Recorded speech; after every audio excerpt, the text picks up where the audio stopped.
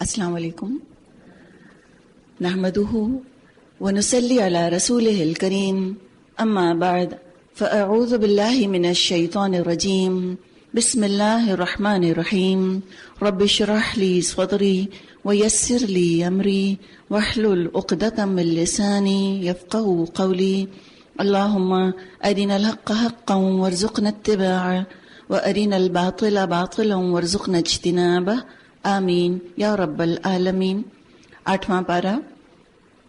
وَلَوْ أَنَّنَا نَزَّلْنَا إِلَيْهِمُ الْمَلَائِكَةَ وَكَلَّمَهُمُ الْمَوْتَى وَحَشَرْنَا عَلَيْهِمْ كُلَّ شَيْءٍ قُبُلًا مَا كَانُوا لِيُؤْمِنُوا إِلَّا أَن يَشَاءَ اللَّهُ وَلَكِنَّ أَكْثَرَهُمْ يَجْهَلُونَ۔ اگر ہم فرشتے بھی ان پر نازل کر دیتے اور مردے بھی ان سے باتیں کرتے اور دنیا بھر کی چیزوں کو ہم ان کی آنکھوں کے سامنے جمع کر دیتے تب بھی یہ ایمان لانے والے نہ تھے، الا یہ کہ مشیت الہی ہی یہی ہو کہ وہ ایمان لائیں، لیکن اکثر لوگ نادانی کی باتیں کرتے ہیں۔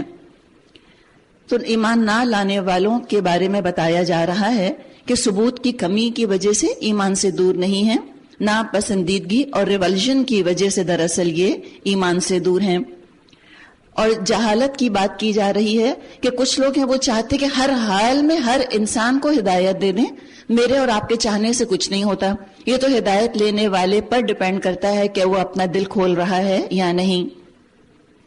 اور ہم نے تو اسی طرح ہمیشہ شیطان انسانوں اور شیطان جنوں کو ہر نبی کا دشمن بنا دیا ہے، وہ ایک دوسرے پر خوشائند باتیں دھوکے اور فریب کے طور پر القاء کرتے رہتے ہیں۔ لیکن اگر تمہارے رب کی مشیت یہ ہوتی کہ وہ ایسا نہ کریں تو وہ کبھی نہ کرتے، بس تم انہیں ان کے حال پر چھوڑ دو، اپنی افترا پردازیاں کرتے رہیں۔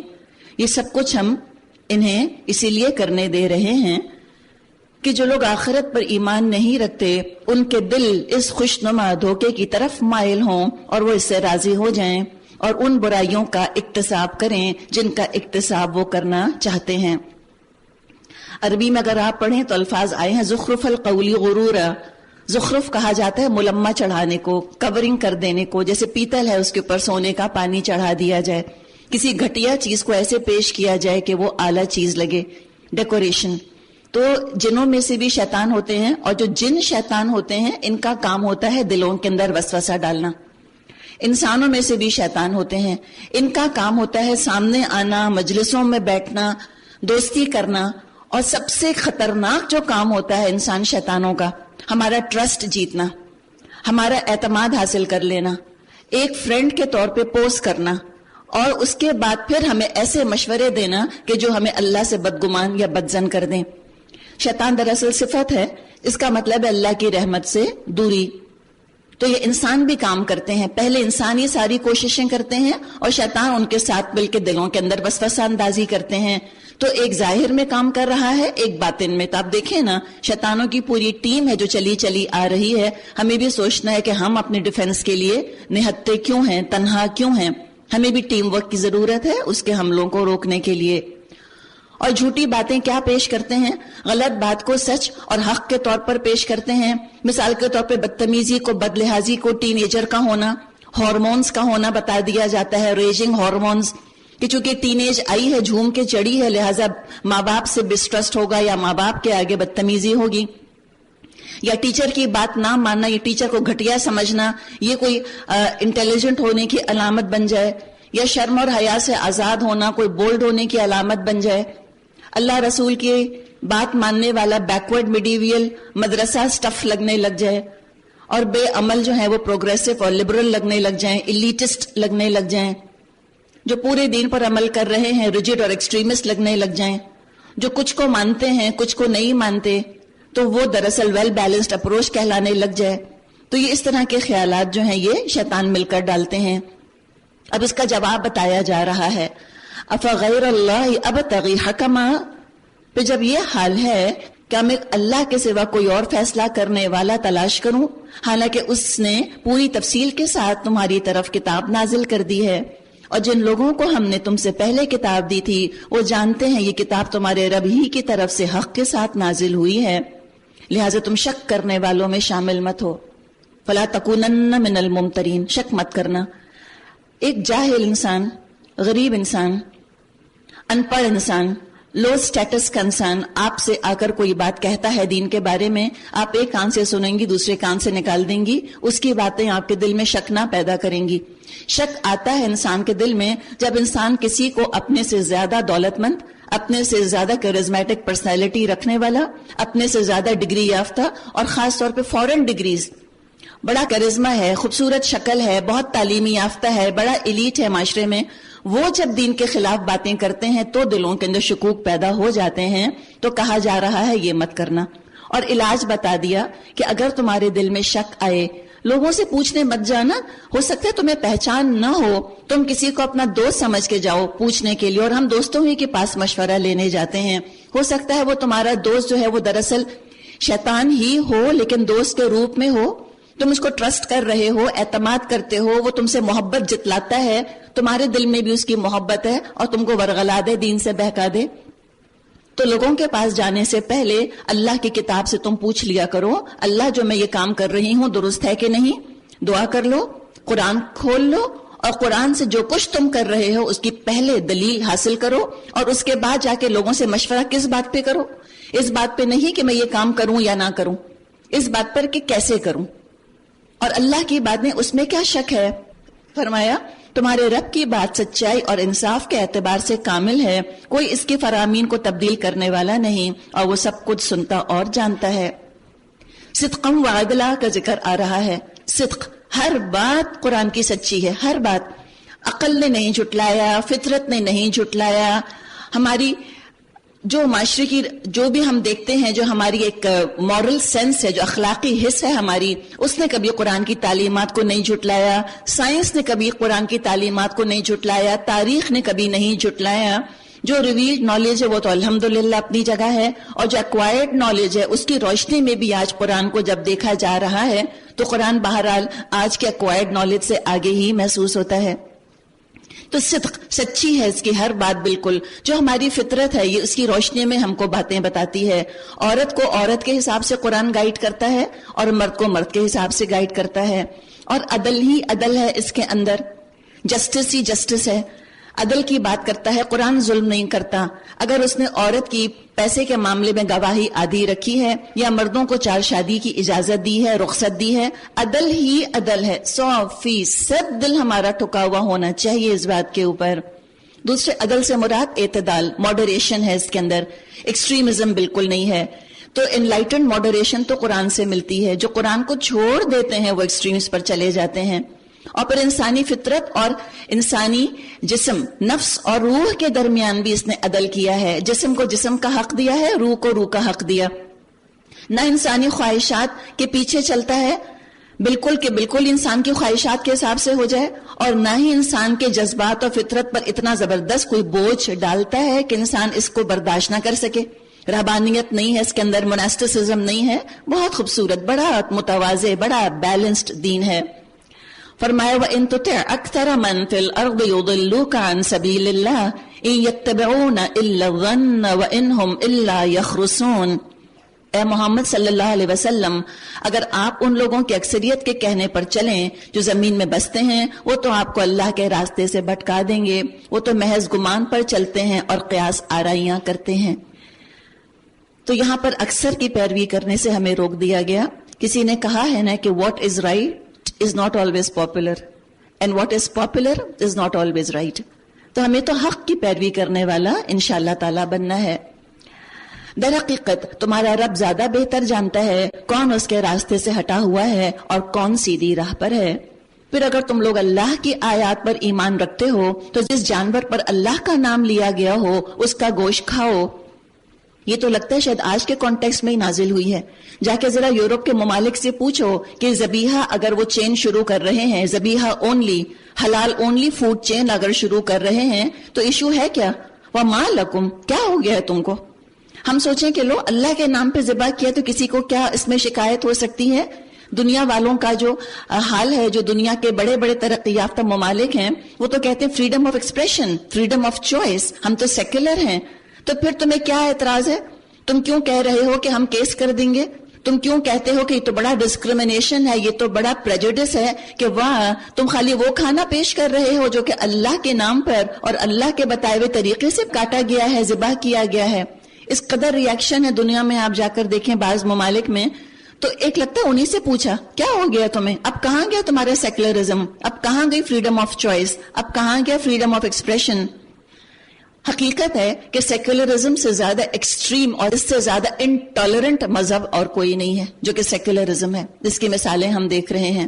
اتنا پیارا انداز ہے اللہ کا. وما لکم، کیا ہو گیا ہے تم کو اے فرانس والو، کیا ہو گیا ہے تم کو یورپ والو. وما لکم اللہ تاکلوا مما ذکر اسم اللہ علیہ، کیا ہو گیا ہے، کیا وجہ ہے کہ تم وہ چیز نہ کھاؤ جس پر اللہ کا نام لیا گیا ہو، حالانکہ جن چیزوں کا استعمال حالت اضطرار کے سوا دوسری تمام حالتوں میں اللہ نے حرام کر دیا ہے، ان کی تفصیل وہ تم کو بتا چکا ہے.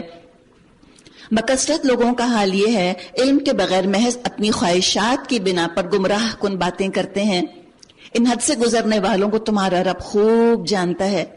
تم کھلے گناہوں سے بھی بچو اور چھپے گناہوں سے بھی. جو لوگ گناہ کا اکتساب کرتے ہیں وہ اپنی اس کمائی کا بدلہ پا کے رہیں گے. اور جس جانور کو اللہ کا نام لے کر ذبح نہ کیا گیا ہو اس کا گوشت مت کھاؤ، ایسا کرنا فسق ہے. شیاطین اپنے ساتھیوں کے دلوں میں شکوک اور اعتراضات القاء کرتے ہیں تاکہ وہ تم سے جھگڑا کریں. دیکھیں کتنی صحیح بات ہے. لیکن ہم سے کیا کہا وَإِنْ أَطَعْتُمُوهُمْ إِنَّكُمْ لَمُشْرِكُونَ، لیکن اگر تم نے ان کی اطاعت قبول کر لی تو یقیناً تم مشرک ہو. کیا وہ شخص جو پہلے مردہ تھا، کیا مردہ تھا؟ یہ کوئی مروں کو زندہ کرنے کی بات نہیں کی جا رہی، یہ روحانی زندگی کا ذکر ہے. یہ دل کے زندہ ہونے کی بات کی جا رہی ہے کہ مجھے ڈر ہے اے زندہ کہیں تو نہ مر جائے، کہ زندگانی عبارت ہے تیرے جینے سے. احادیث سے ہمیں پتا چلتا ہے کہ روح کا جو گھر ہے وہ دل ہے. تو دل کی بات، مردہ تھا دل، مردہ چیزوں کی محبت میں گرفتار. پھر کیا ہوا؟ فَأَحْيَيْنَاهُ، ہم نے زندہ کر دیا. کوئی امنگ، کوئی تڑپ، کوئی دعا، کوئی ہدایت کی روشنی زندگی میں چمکی، کوئی ایک جملہ، کوئی ایک لفظ کسی کا دل کو ٹچ کر گیا اور دل کا دروازہ کھل گیا، ہدایت کا دروازہ کھل گیا، دل زندہ ہو گیا، انگڑائی لے کر کھڑا ہو گیا. اب یہ زندہ دل وہ ہے جہاں الحی کی محبت آتی ہے. وَجَعَلْنَا لَهُ نُورًا يَمْشِي بِهِ فِي النَّاسِ، اور ہم نے اس کو نور دے دیا، اس کے دل کے اندر اپنی روشن آیات ڈال دی. اس نے قرآن تھوڑا بہت حفظ کر لیا، قرآن کی محبت دل میں آ گئی، نور دل میں آ گیا، سنت کا نور، اللہ کی محبت کا نور، نیکی کرنے کا شوق، نیک ارادے، نور ہی نور، نور علی نور. اور اوپر سے موقع بھی مل گیا اس کو ان پر عمل کرنے کا. اور اب جب اس کے دل میں نور آیا، ایمان نے دل کو زندگی دی اور قرآن نے دل کو نور دیا، دل کی آنکھیں کھل گئیں، اس کو نظر آنے لگ گیا. الحمدللہ. تو پھر کیا ہوا؟ جب یہ معاملہ ہو گیا، اب وہ خالی مدرسے میں نہیں بیٹھا رہتا، خالی مسجد میں نہیں بیٹھا رہتا، خالی مکے میں نہیں بیٹھا رہتا، اب بڑا کانفیڈنٹ ہو گیا. اب اس نور کو لے کے کیا کرتا ہے؟ یمشی بہی فی الناس، لوگوں میں چلتا پھرتا ہے، ایک ایک کو جا کر بتاتا ہے. ابھی ان آیات کی تلاوت ہو رہی تھی تو ذہن میں وہ پویم آئی بلبل اور جگنو، یاد ہے آپ کو؟ تو ایک جگنو پاس ہی سے بولا کیا کہ میں کیڑا ہوں چھوٹا سا، کیا غم ہے جو رات ہے اندھیری، میں راہ میں روشنی کروں گا. اللہ نے دی ہے مجھ کو مشعل، چمکا کے مجھے دیا بنایا ہے. لوگ وہی جہاں میں اچھے جو آتے ہیں کام دوسروں کے. تو ہم بھی چھوٹے چھوٹے جگنو بن جائیں. بہت بڑے شینڈلر نہیں بن سکتے، کوئی بات نہیں. 1000 واٹ کے بلب نہیں بن سکتے، کوئی بات نہیں. چلیں چھوٹے چھوٹے جگنو ہی صحیح، بہت سارے چھوٹے جگنو آ جائیں تو آپ دیکھیں دو چیزیں ہوتی ہیں، ایک روشنی، دوسری خوبصورتی. خوبصورتی کے ساتھ دین کی بات کو پیش کرتے ہیں. دیکھ 1000 واٹ کے اندر وہ خوبصورتی، وہ نرمی نہیں ہوتی جو چھوٹے سے چراغ کے اندر ہوتی ہے. اور چھوٹا سا چراغ بہت سارا اندھیرا دور کر دیتا ہے، بہت سارا اندھیرا مل کے بھی چھوٹے سے چراغ کو نہیں بجھا سکتا. تو بڑی خوبصورتی کے ساتھ، بڑی نرمی کے ساتھ، ہولے ہولے، غیر محسوس طریقے سے، ان یور فیس ایٹیٹیوڈ نہیں ہوتا ان کا، بلکہ نرمی سے بتاتے رہتے ہیں، بالکل سٹل طریقے سے بیچ بیچ میں کوئی نہ کوئی ایک بات ڈال دیتے ہیں، لوگوں کے دل کھول دیتے ہیں. اتنے خوش قسمت ہیں وہ جو کہ یہ کام کریں، اور اتنے خوش قسمت کہ جن کا پالا ایسے لوگوں سے پڑے. اور ہم کراچی والوں سے کوئی ذرا بجلی کی اور روشنی کی قدر پوچھے. اب اس کی مثال کیا ویسے ہو سکتی ہے؟ کیا وہ اس شخص کی طرح ہو سکتا ہے جو تاریکیوں میں پڑا ہوا ہو اور کسی طرح ان سے نہ نکلتا ہو؟ لوڈ شیڈنگ جن کے ہاں ہو رہی ہے وہ زیادہ خوش قسمت ہیں یا جن کے ہاں لوڈ شیڈنگ نہیں ہو رہی؟ اور جب لوڈ شیڈنگ ہوتی تو ہم روتے پیٹتے تو نہیں بیٹھتے. جو افورڈ کر سکتا ہے لے لیتا ہے, یو پی ایس لے لیتا ہے, جنریٹر لے لیتا ہے, چھوٹا ہو یا بڑا ہو کچھ نہ کچھ تو لے ہی لیتا ہے نا. اور نہیں لے سکتا, نہیں افورڈ کر سکتا یو پی ایس, تو موم بتی رکھ لیتا ہے, لالٹین لا کے رکھ لیتا ہے. جس کو اندھیرے دور کرنے کا شوق ہوگا وہ انتظام کر لے گا, وہ نہ غربت کا رونا روئے گا اور نہ اپنے ذرائع کا رونا روئے گا. اللہ تعالیٰ اس کی دل کی پکار سن کے اس کے لیے انتظام ضرور فرمائے گا انشاءاللہ. لیکن جو نہیں نکلنا چاہتے, اندھیروں میں خوش ہیں, کذالک زینا للکافرین ما کانوا یعملون, کافروں کے لیے تو اسی طرح ان کے اعمال خوشنما بنا دیے گئے ہیں. اور اسی طرح ہم نے ہر بستی میں اس کے بڑے بڑے مجرموں کو لگا دیا ہے, وہاں اپنے مکر اور فریب کا وہ جال پھیلائیں. دراصل وہ اپنے فریب کے جال میں آپ پھنستے ہیں اور انہیں اس کا شعور نہیں. غور کرنے کی بات ہے, فی کل قریۃ اکابر مجرمیہا, ہر بستی میں اس کے جو بڑے بڑے کچھ ہوتے ہیں ان میں سے مجرم پائے جاتے ہیں. ہمیں یہ خیال آتا ہے کہ امریکہ میں رہتے ہیں نا اس لیے مسلمان نہیں ہو سکتے, اگر سعودی عربیہ چلے جائیں گے پکے مسلمان ہو جائیں گے. اچھا فرانس میں رہتے ہیں تو مسلمان نہیں ہو سکتے, پاکستان آ جائیں گے تو پکے مسلمان ہو جائیں گے. بات یہ نہیں ہے. دیکھیے بات کیا ہے, چاہے پاکستان ہو یا امریکہ, چاہے فرانس ہو یا سعودی عربیہ, بہرحال حق سے ہٹانے میں ایک جماعت وہاں سرگرم ہے. اللہ نے یہ نہیں کہا کہ سعودی عربیہ میں نے شیطان کا داخلہ بین کر دیا, وہ وہاں بھی موجود ہے. عین ممکن ہے کہ کئی سال سعودی عربیہ میں رہا ہو, نہ ہدایت پائی ہو, پاکستان میں رہا ہو, نہ ملا اس کو ہدایت کا راستہ, صحبت اچھی نہیں تھی, ہو سکتا ہے یہاں سے نکل کر ہو سکتا ہے امریکہ افریقہ چلا گیا, وہاں اللہ نے اس کی ہدایت کا بندوبست کر دیا. تو ہدایت اللہ تعالیٰ نے نہ ٹائم باؤنڈ کی ہے, نہ کسی خاص جغرافیائی حدود کے اندر اللہ نے اس کو باؤنڈ کر دیا ہے. اللہ نے کہاں باؤنڈ کیا ہے اس کو؟ ہمارے ارادے کے ساتھ. تم ڈھونڈو گے تمہیں مل جائے گی, دنیا میں ہر جگہ ہے. اور گمراہی تم تلاش کرنا چاہتے ہو, مکہ میں بیٹھ کے بھی گمراہی مل جائے گی. تو بات کیا ہے کہ انسان اس چراغ کی روشنی میں, قرآن کی روشنی میں مجرموں کی پہچان اپنے اندر پیدا کرے اور ان سے بچے. اور یہ کبھی بہانہ نہ بنائے کہ میں چونکہ فلاں جگہ رہتا ہوں تو میں دین پہ نہیں چل سکتا. چلنے والے اللہ کے فضل سے ہر جگہ عمل کر رہے ہیں. فرمایا ترجمہ ہے, جب ان کے سامنے کوئی آیت آتی ہے وہ کہتے ہیں ہم نہیں مانیں گے جب تک وہ چیز خود ہم کو نہ دی جائے جو اللہ کے رسولوں کو دی گئی ہے. اللہ زیادہ بہتر جانتا ہے اپنی پیغامبری کا کام کس سے لے اور کس طرح لے. قریب ہے وہ وقت جب یہ مجرم اپنی مکاریوں کے پاداش میں اللہ کے ہاں ذلت اور سخت عذاب سے دو چار ہوں گے. بس حقیقت یہ ہے, اتنی خوبصورت آیت اگر آپ عربی میں گھر جا کے پڑھیں, جسے اللہ ہدایت بخشنے کا ارادہ کرتا ہے اس کا سینہ اسلام کے لیے کھول دیتا ہے. یشرح صدرہ للاسلام, رب اشرح لی صدری ویسر لی امری. اللہ میرا سینہ کھول دے اسلام کے لیے اور میرے لیے معاملہ آسان کر دے. اور جب دل کھل جائے, اندر کی تنگی چلی جائے, تو گمراہی کے دروازے بند ہونا شروع ہو جاتے ہیں. ضلالت کے دروازے, بدعت کے دروازے, گناہوں کے دروازے, ٹیمپٹیشنز کے دروازے, بری صحبت کے دروازے سب بند ہونا شروع ہو جاتے ہیں. لیکن بات کیا ہے ساری دل کی, دل کھلنا چاہیے. دل چاہتا ہے انسان کا تو وہ پہاڑ پہ چڑھ جاتا ہے, ماؤنٹ ایوریسٹ پہ چڑھ جاتا ہے. اور دل نہیں چاہ رہا ہوتا تو بستر سے اٹھ کے صرف ایک بٹن آن کرنا بھی پہاڑ ہوتا ہے. کہتی ہمت نہیں, پلیز کوئی آ کے پنکھا چلا دے, پلیز کوئی یہ اے سی کا ریموٹ مجھے پکڑا دے, میں اس کو آن کر دوں. دل نہیں چاہ رہا, ہمت نہیں ہو رہی. تو مشکلات ماحول میں نہیں ہوتی, سب سے بڑی مشکل انسان کے اندر ہوتی ہے. اس کی فکر کریں. بلیم گیم ہمیں نہیں کھیلنا, وہ نہیں کرنے دے رہا, وہ نہیں کرنے دے رہا. یہ نفس پرانا پاپی برسوں میں نمازی بن نہ سکا. اس پر ہمیں انشاءاللہ تعالی محنت کرنی ہے, اللہ سے دعائیں کرنی ہیں. اللہ کے قبضے میں تو سب انسانوں کے دل ہیں, جہاں چاہے پھیر دے. تو دعا کریں اللہ اسلام کی طرف میرا دل پھیر دے.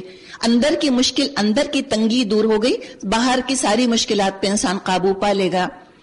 ہیلن کیلر کا شاید آپ نے نام سنا ہو, یہ خاتون تھیں, اس قدر ہینڈی کیپ تھیں, نظر بھی نہیں آتا تھا ان کو اور سنائی بھی نہیں دیتا تھا, اس وجہ سے بول نہیں سکتی تھی. کتنی اعلیٰ تعلیم حاصل کر لی, کیسے کر لی؟ محنت کری. انہوں نے ان چیزوں کو امپیڈمنٹ نہیں بننے دیا.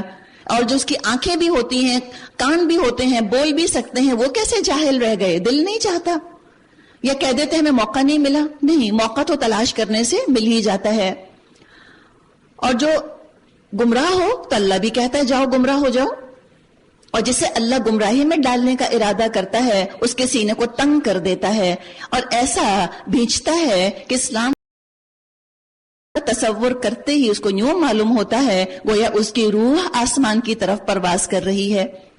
اس طرح اللہ حق سے فرار اور نفرت کی ناپاکی ان لوگوں پر مسلط کر دیتا ہے جو ایمان نہیں لاتے۔ تو ہمیں کیا کرنا ہے؟ وَهَذَا صِرَاطُ رَبِّكَ مُسْتَقِيمًا، حالانکہ یہ راستہ تمہارے رب کا سیدھا راستہ ہے۔ یہ ہے قرآن، اور اس کے نشانات ان لوگوں کے لیے واضح کر دیے گئے ہیں جو نصیحت قبول کرتے ہیں۔ ان کے لیے ان کے رب کے پاس سلامتی کا گھر ہے، اور وہ ان کا سرپرست ہے اس صحیح طرز عمل کی وجہ سے جو انہوں نے اختیار کیا۔ جس روز اللہ ان سب لوگوں کو گھیر کر جمع کرے گا، اس روز وہ جنوں سے خطاب کر کے فرمائے گا، اے گروہ جن، تم نے نوع انسانی پر خوب ہاتھ صاف کیا۔ انسانوں میں سے جو ان کے رفیق تھے وہ عرض کریں گے، پروردگار، ہم میں سے ہر ایک نے دوسرے کو خوب استعمال کیا، اب ہم اس وقت پر آ پہنچے جو تو نے ہمارے لیے مقرر کیا تھا۔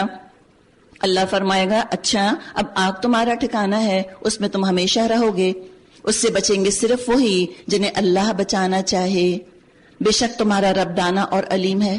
اچھا یہاں رک کے ذرا کھلا ہوا دل اور بند دل اس کو دیکھ لیں۔ کھلا ہوا، جس کا دل کھلا، وہ یہ آیت پڑھے گا، کہے گا اللہ میرے لیے تو چاہ لے ہدایت، اللہ میرے لیے ہدایت کا فیصلہ کر لے، ہے نا؟ یہ کھلا دل والا یہ کہے گا۔ جس کا دل بند ہے وہ کہے گا اللہ نے نہیں چاہا مجھ کو ہدایت دینا تو میں کیا کروں، اٹس ناٹ مائی فالٹ، اللہ کا قصور ہے۔ ابھی آ رہا ہے پیچھے، آگے قصہ آنے والا ہے شیطان کا، اللہ کو بلیم کرے گا، کہے گا اللہ نے نہیں چاہا۔ جو جن کے دل بند ہوتے ہیں ایسی آیات پر ڈیرا ڈال دیتے ہیں کہ اللہ نے نہیں چاہا، اٹس ناٹ مائی فالٹ۔ اللہ تباہ کرنے والا نہ تھا جبکہ ان کے باشندے حقیقت سے ناواقف ہوں۔ وَلِكُلٍّ دَرَجَاتٌ مِّمَّا عَمِلُوا، ہر شخص کا درجہ اس کے عمل کے لحاظ سے ہے۔ اپنی گریڈنگ خود ہمیں کرنی ہے۔ علم نہیں کہا، خواہش نہیں کہا، تمنا نہیں کہا، خواب نہیں کہا۔ ہاں بات یہ ہے کہ عمل کے لیے علم ضروری ہے، پری ریکویزٹ ہے۔ جیسے نماز کی قبولیت کے لیے وضو پری ریکویزٹ ہے، وضو سے کوئی نماز نہیں پڑھ لیتا، وضو نماز کے لیے ضروری ہے۔ ہاں عمل کے لیے علم ضروری ہے، تمنا ضروری ہے، تڑپ ضروری ہے، ہدایت کے خواب بہت ضروری ہیں، اس کے بعد کہیں عمل کے لیے انسان کو انسینٹیو ملتا ہے۔ وَمَا رَبُّكَ بِغَافِلٍ عَمَّا يَعْمَلُونَ، اور تمہارا رب لوگوں کے اعمال سے بے خبر نہیں ہے۔ تمہارا رب بے نیاز ہے اور مہربانی اس کا شیوا ہے، اگر وہ چاہے تو تم لوگوں کو لے جائے اور تمہاری جگہ دوسرے جن لوگوں کو چاہے لے آئے، جس طرح اس نے تمہیں کچھ اور لوگوں کی نسل سے اٹھایا ہے۔ تم سے جس چیز کا وعدہ کیا جا رہا ہے وہ یقیناً آنے والی ہے، اور تم اللہ کو عاجز کرنے کی طاقت نہیں رکھتے۔ کہہ دیجئے لوگوں تم اپنی جگہ عمل کرو اور میں بھی اپنی جگہ عمل کر رہا ہوں۔ کتنی پیاری بات ہے، take a stand, be firm, be steadfast. لوگوں کے پیچھے مت چلو۔ تمہاری ڈگری نے یا تمہاری دولت نے یا تمہارے اسٹیٹس نے کیا تم کو اپنا غلام بنا لیا ہے؟ ہمیں بہت کیئرفل ہونے کی ضرورت ہے۔ اتنے بڑے بڑے ایلیٹ اسکولوں سے پڑھ کر نکلے ہیں، یونیورسٹی سے، کیا اس کی سلیوز بن گئے ہو؟ نہیں، ہمیں ان کی سلیوری نہیں کرنی، ہمیں یہ تمام چیزیں حاصل کر کے اللہ کا بہترین غلام، اللہ کی بہترین بندی انشاءاللہ ہمیں بننا ہے۔ تو آپ یہ دیکھیں کیا کانفیڈنس ہے، تم کرتے رہو، سب ایک طرف ہے، ایک اکیلا بندہ ایک طرف ہے، کیا غم ہے جو ساری خدائی ہے مخالف، کافی ہے جو یہ خدا میرے لیے ہے۔ ان قریب تم کو معلوم ہو جائے گا انجام کار کس کے حق میں بہتر ہوتا ہے۔ بہرحال یہ حقیقت ہے کہ ظالم کبھی فلاح نہیں پا سکتے۔ ان لوگوں نے اللہ کے لیے خود اسی کی پیدا کی ہوئی کھیتیوں اور مویشیوں میں ایک حصہ مقرر کیا ہے اور کہتے ہیں یہ اللہ کے لیے ہے بزعم خود، یعنی خود سے ہی کہہ دیتے ہیں اور کہتے ہیں یہ ہمارے ٹھہرائے ہوئے شریکوں کے لیے ہے۔ پھر جو حصہ ان کے ٹھہرائے ہوئے شریکوں کے لیے ہے وہ تو اللہ کو نہیں پہنچتا، مگر جو اللہ کے لیے ہے وہ ان کے شریکوں کو پہنچ جاتا ہے۔ کیسے برے فیصلے کرتے ہیں یہ لوگ۔ اسی طرح بہت سے مشرکوں کے لیے ان کے شریکوں نے اپنی اولاد کے قتل کو خوشنما بنا دیا تاکہ ان کو ہلاکت میں مبتلا کریں اور ان پر ان کے دین کو مشتبہ بنا دیں۔ اگر اللہ چاہتا تو یہ ایسا نہ کر دے، لہٰذا انہیں چھوڑ دو، اپنی افترا پردازیوں یعنی اپنے جھوٹ میں لگے رہیں۔ کہتے ہیں یہ جانور اور یہ کھیت محفوظ ہیں۔ کون کہتا ہے؟ مشرکین عرب کے کچھ رسومات کا، کچھ ان کے سوشل سٹرکچر کا ذکر آگے آتا چلا جائے گا۔ اب ذرا ان آیات کو آپ غور سے سنیے گا، تو ہم تو ترجمہ ہی کر رہے ہیں، بہت تفصیل کا وقت نہیں ہے۔ یہ ان کے کچھ اپنے سوشل کسٹمز تھے، اپنی کچھ ان کی معاشرتی خاندانی رسومات تھیں. ہم اگر ہوں اور ہم ان کو دیکھتے، ہم سنتے، ہم انڈلجنٹلی اسمائل کر کر کہتے oh really they are doing this, چلو ٹھیک ہے، کیا حرج ہے، کسی کا دل تو نہیں توڑ رہے، کسی کا دل تو نہیں دکھا رہے، کسی کا حق تو نہیں مار رہے. اگر یہ کام کر کے ان کو خوشی ہو رہی ہے، تھوڑا سیلیبریٹ کر رہے ہیں، سب مل جل کے ہنس بول کے کھا پی رہے ہیں، تو ان رسومات میں کیا حرج ہے، کرنے دو. قرآن نے کیسے ذکر کیا ہے ان کا؟ اہمیت ہے جبھی کلچر کی، سوشل جو ریچولز ہوتے ہیں، جو کھانے پینے کے طور طریقے، ملنے جلنے کے آداب، جو رسومات اور جو روایات ہوتی ہیں، یقیناً وہ سب کی سب کسی مذہب میں اپنی جڑ رکھتی ہیں. تو کلچر جو ہے یہ کوئی ویکیوم کے اندر نہیں ہوتا، بلکہ یہ کہیں نہ کہیں ٹھکا ہوا ہوتا ہے. تو لہٰذا آپ ان کو ذرا غور سے دیکھیں.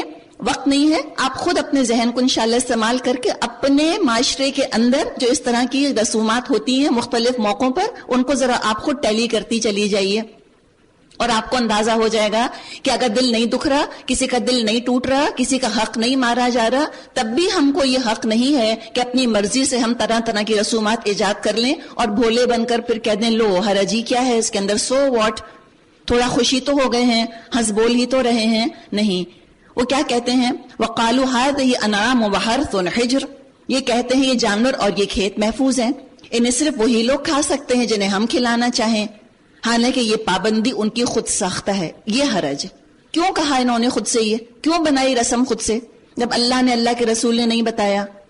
پھر کیا ہے؟ پھر کچھ جانور ہیں جن پر سواری اور بار برداری حرام کر دی گئی ہے، اور کچھ جانور ہیں جن پر اللہ کا نام نہیں لیتے، اور یہ سب کچھ انہوں نے اللہ پر افترا کیا، جھوٹ باندھ دیا اللہ پر. ان قریب اللہ ان کی افترا پردازیوں کا ان کو بدلہ دے گا.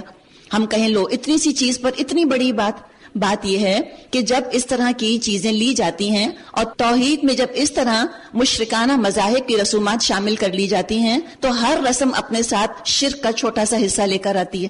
آپ کہیں سے پودا لے کر آتی ہیں اپنے گھر میں، آپ اس کو لا کے پلانٹ کرنا چاہتی ہیں، وہ پودا اپنے ساتھ تھوڑی سی مٹی ضرور لائے گا اس جگہ کی جہاں سے آپ نے اس کو نکالا تھا. ہر مشرکانہ مذہب، ہر غیر مذہب کی رسم اپنے ساتھ غیریت لے کر آتی ہے. آپ اپنے خاندان میں کسی غیر کا بچہ گھسانا چاہتی ہیں؟ آپ گھسانا چاہیں گی کہ آپ کی بھابھی، آپ کی بہو کوئی غیر بچہ پکڑ کر لے آئے اور کہہ دے کہ یہ آپ ہی کا پوتا ہے، یہ آپ ہی کا نواسا نواسی ہے؟ آپ کتنی خفا ہو جائیں. اسی طرح اللہ کو اپنے دین کے اندر ملاوٹ اچھی نہیں کہ تم غیروں کی چیزیں لا کے اس کے اندر شامل کر دو اور اس کے بعد کہو کہ دین تو کام ہی نہیں کر رہا. تم نے تو چینج کر دیا اس کو سٹل طریقے سے، کیا حرج ہے، کیا حرج کہہ کر. کھلونے نہیں چلتے اگر ان کے پارٹس چینج کر دیے جائیں. اور یہ اللہ تعالیٰ کی اتنی ویل آئلڈ مشینری، اتنی ویل سنکرونائزڈ مشینری، اس میں تم چیزیں لا کر ڈال دیتے ہو. بظاہر تمہیں نقصان نظر نہیں آ رہا، لانگ ٹرم نقصان دیکھو. اوپر سے ونیئر رہ گیا ہے اسلام کا، اندر سے ہم کیا ہیں. کسی نے کہا وضع میں ہو نصارہ، تمدن میں ہنود. یہ مسلمان ہیں جن کو دیکھ کے شرمائے یہود. ہمارا تو یہ حال ہو گیا. اب یہ دیکھیں کیسے اللہ نے تبصرہ کیا. یہ بڑی امپورٹنٹ آیات ہیں. اور کہتے ہیں جو کچھ ان جانوروں کے پیٹ میں ہے یہ ہمارے مردوں کے لیے مخصوص ہے اور ہماری عورتوں پر حرام، لیکن اگر وہ مردہ ہو تو دونوں اس کے کھانے میں شریک ہو سکتے ہیں. ہم تو مسکرائیں، ہم کہیں ہاؤ سویٹ، اتنی پیاری پیاری باتیں کر رہے ہیں، اتنا مزہ آ رہا ہے. اللہ کو سویٹ نہیں لگ رہا. کیوں کرتے ہو ایسی چیزیں؟ فرمایا سیجزیہم وصفہم انہ حکیم علیم. یہ باتیں انہوں نے گھڑ لی ہیں، ان کا بدلہ اللہ ان کو دے کر رہے گا. وہ یقیناً حکیم ہے اور سب باتوں کی اس کو خبر ہے.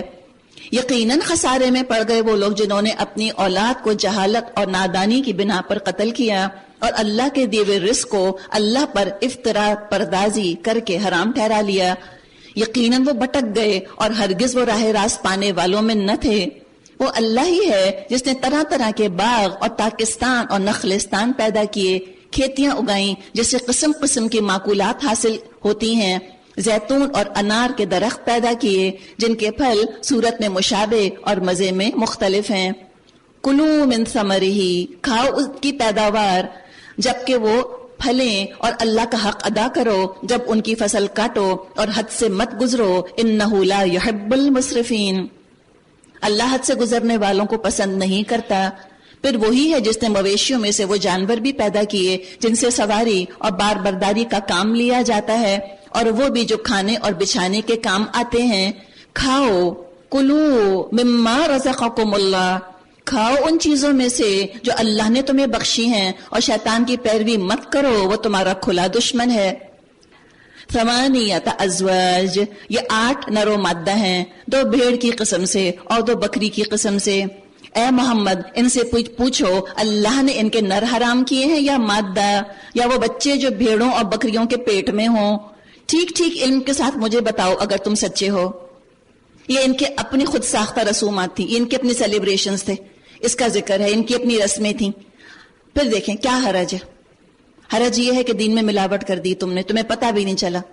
پھر آگے وَمِنَ الْإِبِلِ اثْنَيْنِ وَمِنَ الْبَقَرِ اثْنَيْنِ، اسی طرح 2 اونٹ کی قسم سے ہیں اور 2 گائے کی قسم سے۔ پوچھو ان کے نر اللہ نے حرام کیے ہیں یا مادہ، یا وہ بچے جو اونٹنی اور گائے کے پیٹ میں ہوں؟ کیا تم اس وقت حاضر تھے جب اللہ نے ان کے حرام ہونے کا حکم تم کو دیا تھا؟ پھر اس شخص سے بڑھ کر ظالم اور کون ہوگا جو اللہ کی طرف منسوب کر کے جھوٹی بات کہے تاکہ علم کے بغیر لوگوں کی غلط رہنمائی کرے؟ یقیناً اللہ ایسے ظالموں کو راہ راست نہیں دکھاتا۔ ان سے کہیے جو وہی میرے پاس آئی ہے اس میں تو میں کوئی چیز ایسی نہیں پاتا جو کسی کھانے والے پر حرام ہو، الا یہ کہ وہ مردار ہو، یا بہایا ہوا خون، یا سور کا گوشت کہ وہ ناپاک ہیں، یا فسق ہو کہ اللہ کے سوا کسی اور کے نام پر ذبح کیا گیا ہو۔ پھر جو شخص مجبوری کی حالت میں کوئی چیز ان میں سے کھا لے بغیر اس کے کہ نافرمانی کا ارادہ رکھتا ہو اور بغیر اس کے کہ وہ حد ضرورت سے تجاوز کرے، تو یقیناً تمہارا رب درگزر کرنے والا اور رحم فرمانے والا ہے۔ غذا کا ذکر انشاءاللہ آگے تک ہم سورہ آراف میں بھی پڑھیں گے۔ غذا جسمانی روحانی صحت دونوں پر اثر انداز ہوتی ہے۔ حلال غذا نیکیوں میں مددگار ہوتی ہے، حرام غذا جسم کو نقصان یا روح کو نقصان پہنچانے والی ہوتی ہے۔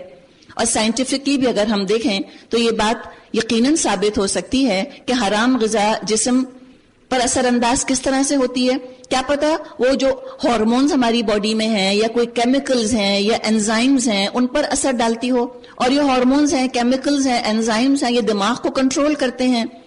ہو سکتا ہے کہ یہ چیزیں تھاٹ پیٹرن کے اوپر یا ہمارے بیہیویئر پر اثر انداز ہوں، شخصیت کو بدل دیں۔ آج تو ڈرگز بنا لیے گئے ہیں، پرسنالٹی آلٹرنگ ڈرگز جن کو کہا جاتا ہے۔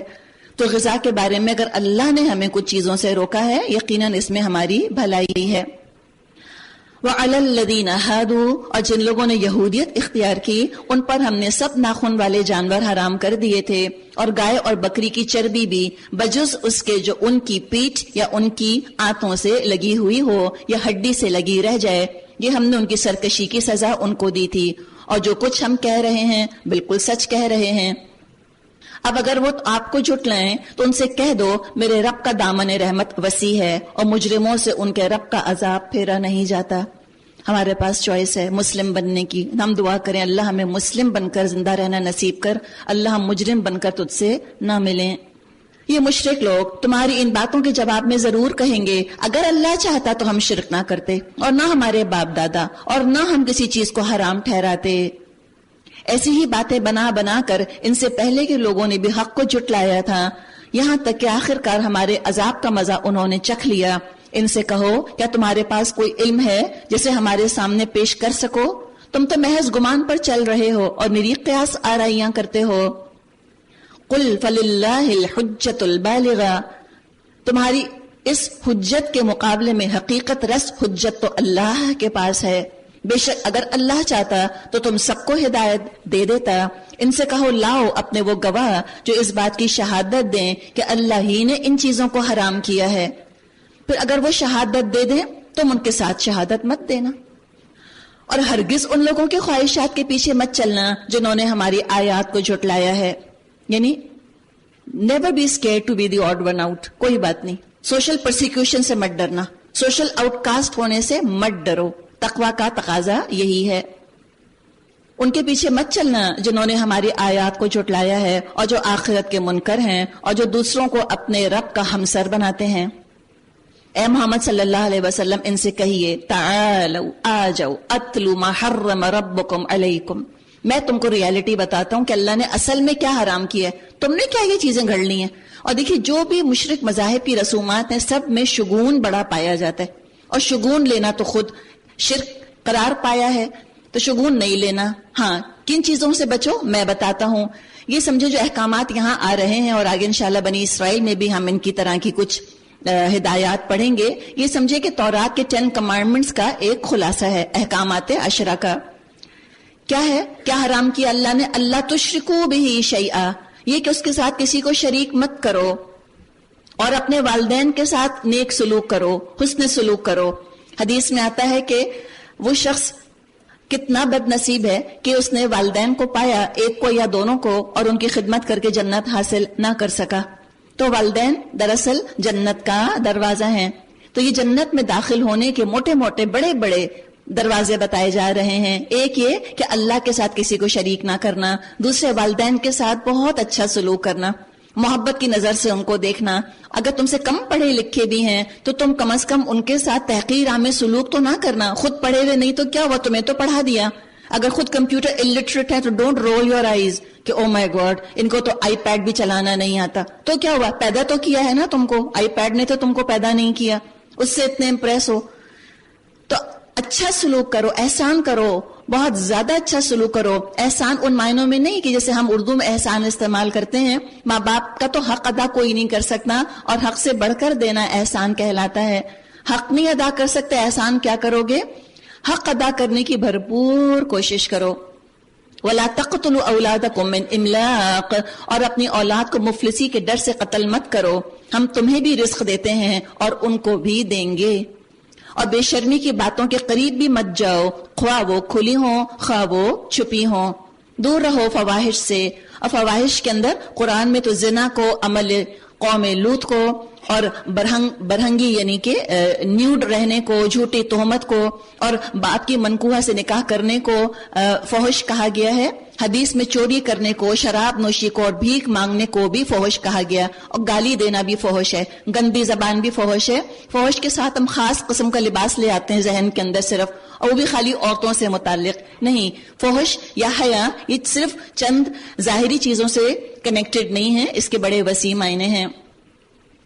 اور کیا؟ وَلَا تَقْتُلُوا النَّفْسَ الَّتِي حَرَّمَ اللَّهُ إِلَّا بِالْحَقِّ، اور کسی جان کو جس کو اللہ نے محترم ٹھہرایا ہے ہلاک نہ کرو مگر حق کے ساتھ. یہ باتیں ہیں جن کی ہدایت اس نے تمہیں کی ہے، شاید کہ تم سمجھ بوجھ سے کام لو. اور یہ کہ یتیم کے مال کے قریب نہ جاؤ مگر ایسے طریقے سے جو بہترین ہو، یہاں تک کہ وہ اپنی سن رشد یعنی پیوبرٹی، بلوغت کو پہنچ جائیں.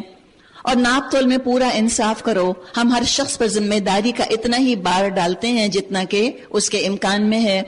اور جب بات کہو انصاف کی کہو. وَإِذَا قُلْتُمْ فَاعْدِلُوا، عدل سے کام لو. ہم کہتے ہیں پہلے تولو پھر بولو. اللہ کرے ہم واقعی بولنے میں محتاط ہو جائیں. وَلَوْ كَانَ ذَا قُرْبَى، اور جب بات کہو انصاف کی کہو، خواہ معاملہ اپنے رشتہ دار ہی کا کیوں نہ ہو، اور اللہ کے عہد کو پورا کرو. ان باتوں کی ہدایت اللہ نے تمہیں کی ہے، شاید کہ تم نصیحت حاصل کرو.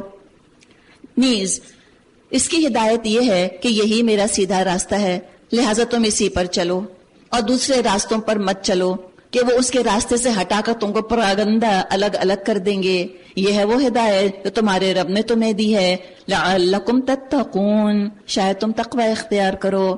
پھر ہم نے موسیٰ علیہ السلام کو کتاب عطا کی تھی جو بھلائی کی روش اختیار کرنے والے انسان پر نعمت کی تکمیل اور ہر ضروری چیز کی تفصیل اور سراسر ہدایت اور رحمت تھی، اور اس لیے بنی اسرائیل کو دی گئی تھی شاید لوگ اپنے رب کی ملاقات پر ایمان لائیں. اور اسی طرح یہ کتاب ہم نے نازل کی ہے، ایک برکت والی کتاب. کیوں نازل کی ہے؟ دلہن کے سر پہ سے گزارنے کے لیے، قرآن خوانیاں کرنے کے لیے، یا بھوت پریت بھگانے کے لیے، یا فال یا نام نکلوانے کے لیے نہیں، اس لیے کہ فَاتَّبِعُوهُ، تاکہ تم اس کی پیروی کرو. اطاعت تو ہے ہی ہے، اس کا مزاج سمجھو، تم سمجھ جاؤ گی کیا چاہتی ہے تم سے، تم اس کے ایکسپریشنز کو سمجھ جاؤ. اتنی اپنائیت اس سے تم حاصل کر لو کہ تمہیں اس قرآن کا انداز سمجھ میں آ جائے، تمہیں اس کے اشارے سمجھ میں آ جائیں. فَاتَّبِعُوهُ، بس اس کی پیروی کرو، اس کو آگے رکھو، خود کو پیچھے، اپنی عقل کو، اپنے رسومات کو، اپنے خاندان کو، جو سائنس جہاں تک پہنچی ہے ہر چیز کو قرآن کے پیچھے رکھو، قرآن کو آگے رکھو. اور کیا کرو؟ وَاتَّقُوا، اور تقوی اختیار کرو. لَعَلَّكُمْ تُرْحَمُونَ، بعید نہیں کہ تم پہ رحم کیا جائے. اب تم یہ نہیں کہہ سکتے کہ کتاب تو ہم سے پہلے کے 2 گروہوں کو دی گئی تھی، یعنی اب تم جو کرسچن بیشنگ میں مصروف نہیں رہ سکتے. کتاب تمہارے اپنے پاس آ گئی ہے، تم کیا کر رہے ہو دیکھ لو.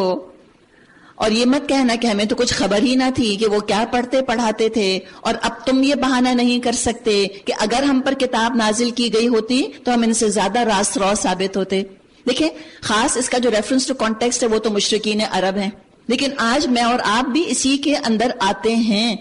ہم کہتے ہیں کہ جو یہ کرتے ہیں، کرسچنز یہ کرتے ہیں، ہندو یہ کرتے ہیں، ہم کیا کرتے ہیں یہ تو دیکھو خود کیا کر رہے ہو. کہیں ایسا تو نہیں کہ ان کی ساری خرابیوں کا مجموعہ تم بن گئے ہو اور ان کی کوئی خوبی تمہارے اندر نہیں پائی جاتی. یہ بھی دیکھ لو. فَقَدْ جَاءَكُمْ بَيِّنَةٌ مِّن رَّبِّكُمْ وَهُدًى وَرَحْمَةٌ، تمہارے پاس تمہارے رب کی طرف سے ایک دلیل روشن اور ہدایت اور رحمت آ گئی ہے. اب اس سے بڑھ کر ظالم کون ہوگا جو اللہ کی آیات کو جھٹلائے اور ان سے منہ موڑے. جو لوگ ہماری آیات سے منہ موڑتے ہیں انہیں اس روح گردانی کی پاداش میں ہم بدترین سزا دے کے رہیں گے. اب کیا لوگ اس کے منتظر ہیں؟ یعنی کہ اب ڈیلی ڈیلی کیا ہے؟ اب کیا انتظار کر رہے ہو؟ عمل کے لیے اب کس کا انتظار ہے؟ هل ينظرون الا ان تأتيهم الملائکہ، فرشتے آ جائیں، او یأتی ربک، یا تمہارا رب آ جائے یعنی فیصلہ ہو جائے، یا تمہارے رب کی بعض مخصوص نشانیاں نمودار ہو جائیں. پھر کسی ایسے شخص کو اس کا ایمان کچھ فائدہ نہ دے گا جو پہلے ایمان نہ لایا ہو یا جس نے اپنے ایمان میں سے کوئی بھلائی نہ کمائی ہو. ایمان ہے، کہاں انویسٹ کیا، کہاں بڑھایا تم نے اس کو؟ اگر خالی لا الہ کا تم نے سوچا کہ 1,00,000 دفعہ کلمہ پڑھنے سے بخشے جائیں گے، کہیں ایسا نہ ہو کہ جب آنکھ کھلی گل کی تو موسم تھا خزاں کا، پتا چلا کہ نہیں، خالی پڑھنا نہیں تھا، عمل بھی کرنا تھا، عہد کو نبھانا بھی تھا. 1,00,000 دفعہ دوہرا کے اللہ سے عہد کیا اور پھر اس کو توڑا. کہیں ایسا تو نہیں ہو رہا؟ تو اپنے ایمان سے نیکیاں کماؤ. ان سے کہہ دیجئے اچھا تم انتظار کرو، ہم بھی انتظار کرتے ہیں. جن لوگوں نے اپنے دین کو ٹکڑے ٹکڑے کر دیا، فرقوا دینہم، ٹکڑے ٹکڑے کر دیا اور گروہ گروہ بن گئے، یقیناً ان سے تمہارا کچھ واسطہ نہیں. ان کا معاملہ تو اللہ کے سپرد ہے. تو ہمیں کیا کرنا ہے؟ ہمیں چاہے عبادت ہو، معاشرت ہو، معیشت ہو، سیاست ہو، رسومات ہو، خوشی ہو یا غم ہو، وہ آگے دعا آ رہی ہے. ہر چیز میں سیرت اور سنت اور قرآن کا خیال رکھنا ہے، اخلاق میں بھی، کلچر میں بھی، پیسے کے معاملوں میں بھی، اور انشاءاللہ تعالی خاندانی معاملات میں بھی. فرمایا کہ اگر وہ گروہ گروہ بن گئے تو کیا ہے؟ یقیناً ان سے تمہارا کچھ واسطہ نہیں. ان کا معاملہ تو اللہ کے سپرد ہے، وہی ان کو بتائے گا انہوں نے کیا کچھ کیا ہے. جو اللہ کے حضور نیکی لے کر آئے گا اس کے لیے 10 گنا اجر ہے، اور جو بدی لے کر آئے گا اس کا اتنا ہی بدلہ جتنا اس نے قصور کیا، اور کسی پر ظلم نہ کیا جائے گا. اے محمد کہہ دیجئے میرے رب نے بالیقین مجھے سیدھا راستہ دکھا دیا ہے. اس میں ڈفرنٹ چیز کیا ہے؟ بولنے والے کے لہجے کا یقین ٹپک رہا ہے، جس انداز میں یہ بات کہہ رہا ہے، اس کی باڈی لینگویج، اس کے چہرے کا ایکسپریشن، اس کی آواز کا تاثر، اس کی آنکھوں میں ایمان کی چمک، اس کا دل جو ہے وہ ایمان کے نور سے بھرا ہوا. یہ جملہ کیا پتا کوئی اور بھی کہے کہ ہاں میرے رب نے مجھ کو راستہ دکھا دیا، او مائی گاڈ اب میں کیا کروں، گاڈ گیو می گائیڈنس. لیکن ناٹ ناؤ، ابھی نہیں، ابھی تو میں 16 سال کی ہوں، ابھی تو میں صرف 60 سال کی ہوں، ابھی تو ینگ بھی اتنی لگتی ہوں. ایک یہ انداز ہے دعا مانگنے کا. ایک ہے یقین کے ساتھ کہ میرے رب نے مجھ کو سیدھا راستہ دکھا دیا، I am proud of it, badge of honour کی طرح ٹریٹ کرنا اس کو. دینا قیما ملت ابراہیم حنیفا وما کان من المشرکین. کہو میرے رب نے بالیقین مجھ کو سیدھا راستہ دکھا دیا، بالکل ٹھیک دین جس میں کوئی ٹیڑھ نہیں، ابراہیم کا طریقہ جسے یکسو ہو کر اس نے اختیار کیا تھا اور وہ مشرکوں میں سے نہیں تھا. آپ صلی اللہ علیہ وسلم کس کے دین کی پیروی کرتے ہوئے آئے؟ کس کے دین کو اجاگر اور زندہ اور پھیلانے کے لیے آئے؟ ملت ابراہیم کو. اس لیے کہ عرب تو مشرک تھے، آپ مشرک کلچر کو پھیلائیں گے، نعوذ باللہ. آپ مشرک کلچر کو پروموٹ کرتے، نعوذ باللہ. کیا آپ مشرکوں سے اپنے آپ کو ایسوسیٹ کرتے جو کہہ دیتے ہیں کہ اسلام تو عرب کلچر کے اندر روٹڈ ہے؟ نہیں، ابراہیم کا دین وما کان من المشرکین، وہ بالکل مشرکوں میں سے نہ تھے. کہہ دیجئے ان صلاتی و نسکی، بے شک میری نماز اور میری قربانی، یعنی کہ ریچولز جو ہیں، موڈس آف ورشپ، و محیای، اور میری زندگی اور زندگی سے متعلق جو تمام خوشیاں منسلک ہیں، شادی اور بیاہ اور خوشی منانے کے طریقے، و مماتی، اور میری موت اور موت کے ساتھ جتنی رسومات منسلک ہیں وہ تمام کی تمام کس کے تابع ہیں اور کس کے لیے ہیں، کیا ہونا چاہیے اس میں، للہ رب العالمین، اللہ رب العالمین کے لیے ہیں۔ نماز پڑھ کے بھی مجھے نیکی کمانی ہے اور میرج ہال میں بیٹھ کے بھی مجھ کو نیکی کمانی ہے، کسی کے ہاں موت ہو گئی تو بھی مجھ کو نیکی کمانی ہے۔ مومن تو ایک بزنس مین ہوتا ہے، ہر وقت بزنس کرتا ہے اپنے رب سے، ہر وقت اس کا جو ہے وہ میٹر چلتا رہتا ہے۔ آپ نے دیکھا ہوگا نا، بعض لوگوں کے پاس کاؤنٹر ہوتا ہے کہ ٹک ٹک ٹک ٹک وہ کاؤنٹ کرتے رہتے ہیں، ہر وقت اس کا میٹر چلتا ہے، کلاکنگ دا نیکیز، ہر وقت نیکیاں کلاک کرتا رہتا ہے، ہو گئی اتنی، ہو گئی اتنی، ہو گئی۔ کسی خاص جگہ بیٹھ کے خالی مسلمان نہیں ہوتا، ہر جگہ مسلمان ہوتا ہے۔ میں اور آپ زندہ ہیں، ہم ہر جگہ زندہ ہیں۔ یہ نہیں ہو سکتا ایک جگہ زندہ ایک جگہ مر گئے، ایک جگہ زندہ ایک جگہ مر گئے، آدھا جسم زندہ آدھا جسم مردہ، یہ نہیں ہو سکتا۔ تو جو مسلمان ہے وہ ہر جگہ مسلمان ہے، جو زندہ ہے جس کا دل، اس کا دل ہر جگہ زندہ ہے۔ مجلس محفل کے رنگ میں وہ خود نہیں رنگتا، بلکہ مجلس محفل کو اللہ کے رنگ میں رنگنے کی اپنی سی تو کوشش کرتا ہے، چاہے اس کو اپنا خون پسینہ ایک کرنا پڑے۔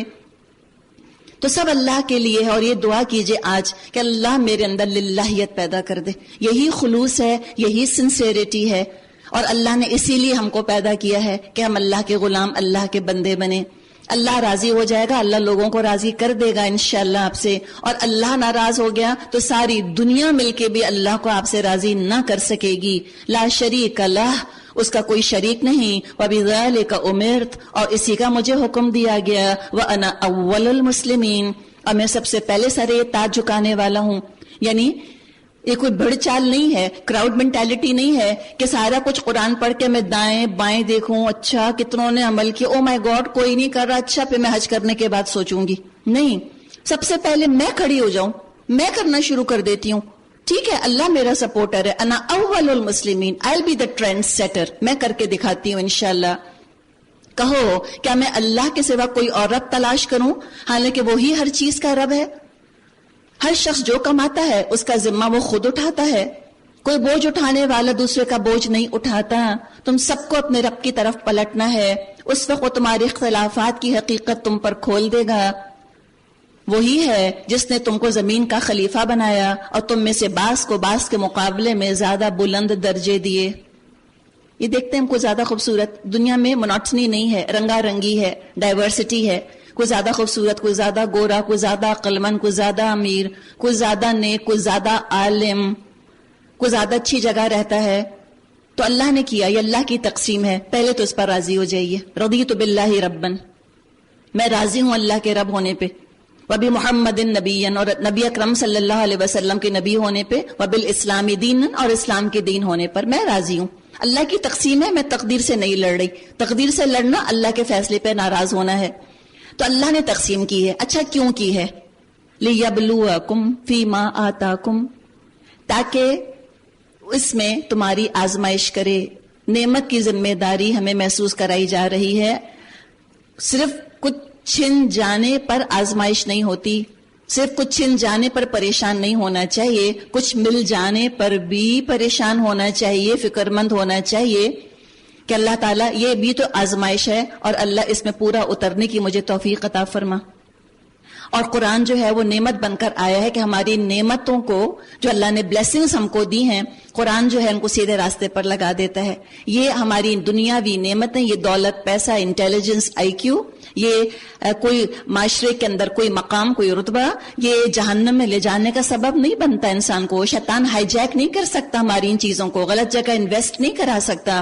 قرآن آیا ہے کہ دنیاوی نعمتوں کو صحیح جگہ انویسٹ کرنا سکھا دے، یہ ہمارے لیے بیریئر نہیں، انشاءاللہ تعالی برج بن جائیں گی۔ ان ربک سریع العقاب، بے شک تمہارا رب سزا دینے میں بہت تیز ہے، وانہ غفور الرحیم، اور وہ بہت درگزر کرنے والا اور رحم فرمانے والا بھی ہے۔ سورۃ الاعراف، اعراف کا مطلب ہوتا ہے ہائٹس، بلندی، عرف سے بنا ہے۔ عرف کہتے ہیں پہچان کو، کوئی اونچی جگہ کھڑا ہو وہ چیزوں کو زیادہ آسانی سے پہچان سکتا ہے، دور تک دیکھ سکتا ہے۔ بسم اللہ الرحمن الرحیم. الف لام میم صاد، الف لام میم صاد. یہ ایک کتاب ہے جو تمہاری طرف نازل کی گئی ہے، بس اے محمد صلی اللہ علیہ وسلم تمہارے دل میں اس سے کوئی جھجک نہ ہو، امبیرسمنٹ نہ ہو، انسیکیورٹی نہ ہو، ڈاؤٹس نہ ہو، یقین کے ساتھ، فخر کے ساتھ اور آنر سمجھتے ہوئے تم اس کتاب کو پیش کرو. اور یہ کیوں آئی ہے؟ لتنذر بہ، تاکہ آپ خبردار کر دیں اس کے ذریعے سے. کس کو خبردار کر دیں؟ کہ جس کو پتہ نہیں ہے کہ یہ اللہ کی کتاب ہے، یا جس کو پتہ نہیں ہے کہ اس کتاب کے بنائے ہوئے کرائٹیرین کے مطابق اللہ قیامت کے دن مجھ سے سوال جواب کرے گا. جس کو پتہ نہیں کہ جو ایگزام میں دے رہا ہوں یہ اس کی کورس بک ہے، دس از دا سلیبس. جس کو یہ پتہ نہیں اس کو آپ وارن کر دیں. اور کیا ہے؟ وَذِكْرَىٰ لِلْمُؤْمِنِينَ، اور ایمان لانے والوں کے لیے تو یاد دہانی ہے. بار بار ریپیٹ کرنے سے آپ دیکھیں کہ نئے نئے آئیڈیاز آتے ہیں نیکی کرنے کے، نئے نئے وینیوز کھلتے ہیں. بار بار دوہرا کر قرآن پڑھیں. کیا پتہ ایک آیت آپ کو پہلی دفعہ میں کلک نہ کی ہو، اب آپ صراط مستقیم پر آگے بڑھ گئیں، آپ کا ایمان کا لیول بڑھ گیا، میچورٹی زیادہ آ گئی آپ کے اندر. اب آپ اس آیت کو دوبارہ جب پڑھیں گی، سنیں گی، الگ طرح سمجھ آئے گی انشاءاللہ تعالی. ہو سکتا ہے پہلے نہ سمجھ آئی ہو. اب کرنا کیا ہے اس کتاب کے ساتھ؟ اور کرنا کیا ہے؟ اتبعوا، پیروی کرو. کس کی؟ ما انزل الیکم من ربکم، جو کچھ تمہارے رب کی طرف سے تم پر نازل کیا گیا ہے. ہم رائٹس کی بات کرتے ہیں نا، سب کے حقوق ہیں. اللہ تعالیٰ نے والدین کے حقوق کا پیچھے ذکر کیا. شوہر بیوی دوسرے کے حق ادا کریں، والدین کے حق، بچوں کے حق، سسرال کے، میکے کے، غریبوں کے، مسکینوں کے، جانوروں کے، سب کے حق ادا کریں. لیکن قرآن کا حق نہ بھول جائیں. قرآن کا کیا حق ہے؟ اس کا اتباع کیا جائے. اطاعت تو دور کی چیز ہے، وہ تو کرنی ہی کرنی ہے. تم اتبعو ہو جاؤ، تم پیروی کرو، تم اس کے پیچھے پیچھے چلو. یہ قرآن کا حق ہے. قرآن کے رائٹس پر بھی اللہ تعالیٰ ہمیں توفیق دے کہ ہم سٹینڈ لیں اور ہم لوگوں کو تھوڑا سا اس کے بارے میں کانشیس کریں کہ کچھ ہیومن رائٹس کی بات کرتے ہو تو گاڈ کے بھی تو رائٹس ہیں، اللہ کی بھیجی ہوئی کتاب کے بھی تو رائٹس ہیں. یہ ہے اس کا حق، اس کی پیروی کرنی ہے. وَلَا تَتَّبِعُوا مِن دُونِهِ أَوْلِيَاءَ، اور اپنے رب کو چھوڑ کر دوسرے سرپرستوں کی پیروی مت کرو. لیکن تم کمی نصیحت مانتے ہو. کتنی ہی بستیاں ہیں جنہیں ہم نے ہلاک کر دیا، ان پر ہمارا عذاب اچانک رات کے وقت ٹوٹ پڑا، یا دن دہاڑے ایسے وقت آیا جبکہ وہ آرام کر رہے تھے. اور جب ہمارا عذاب ان پر آ گیا، ان کی زبان پر اس کے سوا کوئی صدا نہیں تھی. کیا کہا انہوں نے؟ اگر کہیں اس طرح عذاب کے بارے میں ہم پڑھتے ہیں، کہتے ہیں اللہ نے یہ کیوں کیا، کیسا ظالم ہے، نعوذ باللہ. اللہ نہیں، اللہ ظالم نہیں ہے. انہوں نے خود کیا گواہی دی؟ قالوا انا کنا ظالمین، خود انہوں نے کہا کہ ہم ظالم تھے. بس یہ ضرور ہو کر رہنا ہے کہ ہم ان لوگوں کے باس پرس کریں جن کی طرف ہم نے پیغمبر بھیجے ہیں. کون ہے ہماری طرف آیا پیغمبر؟ جی ہاں، ہم محمد صلی اللہ علیہ وسلم کی امت ہیں. ہم سے پوچھا جائے گا، بتاؤ پیغام پہنچا تھا، تم نے کیا سلوک کیا اس کے ساتھ؟ وَلَنَسْأَلَنَّ الْمُرْسَلِينَ، اور پیغمبروں سے پوچھیں گے کہ انہوں نے پیغام رسانی کا فرض کہاں تک انجام دیا اور انہیں اس کا کیا جواب ملا. کیا ہم پر اللہ کے رسول نے ذمہ داری ڈالی ہے پیغام دینے کی؟ بلغوا عنی ولو آیہ، پہنچا دو میری طرف سے چاہے ایک آیت ہی ہو.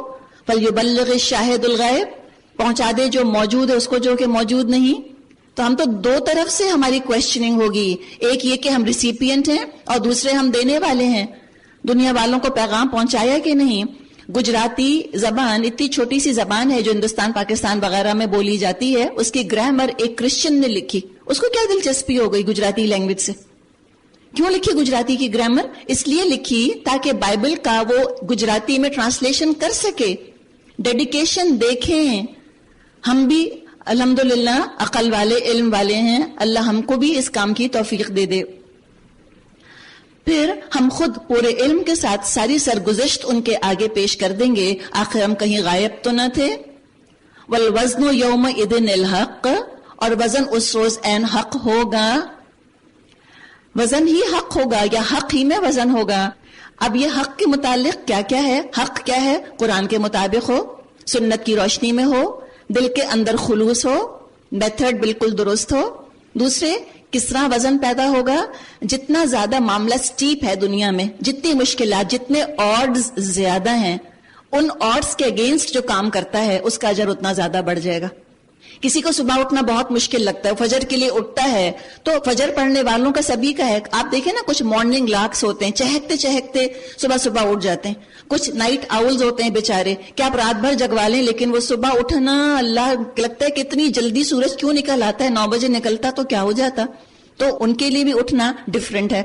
تو ڈگری آف ڈیفیکلٹی کی وجہ سے اللہ کے ہاں اجر بڑھے گا. اسی طرح کوئی ٹیلنٹ ہے, کسی کی بڑی خوبصورت آواز ہے اور اس کو پتا چلا کہ اللہ تعالیٰ کو یہ پسند نہیں ہے کہ موسیقی اور ان چیزوں میں آوازوں کو لگایا جائے, اور وہ روک لیتا ہے اپنے آپ کو کسی غلط کام سے, گناہ کے کام سے اللہ کی وجہ سے, اس کا اجر بہت ہے. کسی کو بیچارہ کوئی گا ہی نہیں سکتا, گلے میں سری نہیں ہے, وہ نہیں گاتا, تو انسانیت پر بھی اس نے رحم کیا. اچھا ہوا نہیں گاتا تو وہ نہیں گاتا, ٹیلنٹ ہی نہیں ہے, شوق ہی نہیں ہے. کوئی چاہے بھی تو بیچارہ نہیں ناچ سکتا, اتنا اسٹف ہے اس کا جسم. کسی کا جسم ایسا لچکدار اور فلیکسیبل ہے کہ وہ تو اتنی آوازوں کے اوپر جھوم جاتے ہیں. لیکن وہ کیوں کنٹرول کرتے ہیں؟ اللہ کی خاطر, اپنے ٹیلنٹس کو چینلائز کر رہے ہیں وہ اللہ کے دین کے لیے. تو اجر تو ڈفرنٹ ہے نا, اجر ڈفرنٹ ہے. فَمَنْ ثَقُلَتْ مَوَازِينُهُ, اور جن کے پلڑے بھاری ہوں گے وہی فلاح پائیں گے, اور جن کے پلڑے ہلکے رہیں گے وہی اپنے آپ کو خسارے میں مبتلا کرنے والے ہوں گے, کیونکہ وہ ہماری آیات کے ساتھ ظالمانہ برتاؤ کرتے رہے. ہم نے تمہیں زمین میں اختیارات کے ساتھ بسایا اور تمہارے لیے یہاں سامان زیست فراہم کیا. لیکن ایک شکوہ ہے اللہ کا, قلیلا ما تشکرون, تم نے کم ہی شکر ادا کیا. اور واقعی آگے ذکر آ رہا ہے کچھ انسان کی تخلیق کا, شکل صورت کا, قلیلا ما تشکرون. کچھ آ رہا ہے لباس کا, اس کا بھی معاملہ یہی ہے کہ شکر کم ادا کرتے ہو. اور کچھ ذکر آ رہا ہے کھانے پینے کا, 100% درست, قلیلا ما تشکرون. اب ذکر ہے میری اور آپ کی پیدائش کا, وَلَقَدْ خَلَقْنَاكُمْ, اور ہم نے تمہاری تخلیق کی ابتدا کی, ثم صورناکم, پھر تمہاری صورتیں بنائیں. کیوں بنائی اللہ نے صورتیں؟ آئینے میں دیکھتے ہیں تو کیا خیال آتا ہے, اللہ میری آنکھیں بھی نیلی ہوتی, میری پلکیں بھی گھنی ہوتی, میرا رنگ بھی گورا ہوتا, میرے بال بھی گھنے ہوتے. اور جب نہیں سب کچھ ہوتا تو جا کے اماں سے لڑتے ہیں اور جھگڑتے ہیں کہ وہ آپ کی جینز آ گئی نا میرے اندر, میرا رنگ فیئر نہیں ہے. اللہ تعالیٰ نے ڈیکوریشن پیسز نہیں دیے ہیں. کوئی اس وجہ سے نہیں جائے گا جنت میں کہ وہ مس ورلڈ تھیں. یہ نہیں کہا جائے گا کہ oh there comes Miss World, flawless complexion, shiny hair, اتنی ٹال, اتنا پیارا فگر, چلیے آپ جنت میں تشریف لے چلیے. اور تمہارے تو پمپلز ہیں منہ کے اوپر, تم تو چلو جہنم کے اندر. یہ نہیں ہوگا. حدیث میں آتا ہے کہ ان اللہ لا ينظر الى صورکم واموالکم, اللہ تمہاری صورتوں تمہارے مالوں کو نہیں دیکھتا, ولکن ينظر الى قلوبکم واموالکم, وہ تو تمہارے وَأَعْمَالِكُمْ, وہ تو تمہارے دلوں اور تمہارے اعمال کو دیکھتا ہے. ان کو سجاؤ, آئینہ دیکھ کر کہا کریں کانشیسلی سبحان اللہ, کہا کریں آئینے میں, مجلس میں نہیں, آئینے کو دیکھ کے تنہائی میں کہا کرے اللہ نے میری اتنی پیاری شکل بنائی ہے. سیلف ورتھ نہیں ہوگا ہمارے اندر, ہم کسی کام کے نہیں ہیں. اور مومن کے اندر سیلف ورتھ ہونا, سیلف ریسپیکٹ ہونا بہت اچھی چیز ہے, تاکہ وہ اچھی طرح اعتماد کے ساتھ اس میں خود اعتمادی آئے, وہ دین کا کام کر سکے. ہم اپنی شکلوں کو روتے پیٹتے رہیں گے تو فائدہ کیا ہے؟ بہت ہی حسین مشین رکھی ہے آپ کے گھر میں, بلینڈر ہے اتنا خوبصورت کہ جو دیکھتا ہے جھومے. کیا پرابلم ہے؟ صرف چھوٹا سا کام نہیں کرتا. تو فائدہ کتنا بھی حسین تھا. بہت ہی حسین آنکھیں ہیں, کام نہیں کرتی, اللہ کی چیزیں نظر نہیں آتی ان کو. فائدہ ان حسین آنکھوں کا. اسے تو بلال کی شکل بہت پیاری تھی عبداللہ بن ابی کے مقابلے میں, حالانکہ عبداللہ بن ابی بڑا حسین تھا. بلال کیا تھے؟ حبشی تھے, چھوٹی چھوٹی آنکھیں, موٹے موٹے ہونٹ, سیاہ ان کا رنگ, گنگریالے بال. کیا بلال کی شکل اللہ کو اچھی لگتی تھی؟ کیوں اچھی لگتی تھی بلال کی آنکھیں؟ اس لیے کہ بلال کی آنکھیں اللہ کی یاد سے روتی تھیں, اللہ کا کلام پڑھنا چاہتی تھیں, اللہ کا دیدار کرنا چاہتی تھیں. حیا تھی ان کی آنکھوں میں, امانت تھی ان کی آنکھوں میں, اللہ کا خوف تھا اور تقویٰ تھا. یہ اللہ کو پسند ہے کہ تم نے ان کانوں سے, ان ہاتھوں سے, ان آنکھوں سے, ان ہونٹوں سے, زبان سے کام کیا لیا. اس لیے اللہ نے یہ لگایا ہے سب کچھ ہمارے اوپر. تو یہ ناک, یہ آنکھیں, یہ کان, یہ ہونٹ, یہ زبان, یہ تھوڑی, یہ گال, دا پرپسفل ڈیکوریشن نہیں ہے. اور اس پہ دنیا پاگل ہے آج کہ ناک کو یوں کر دو, اس کو یوں کر دو, ہونٹوں کو ایسے بنا دو. کتنی کتنی کتنی سرجریز کراتے ہیں. بعض دفعہ ڈاکٹرز کہہ دیتے کہ اور سرجری نہیں ہو سکتی.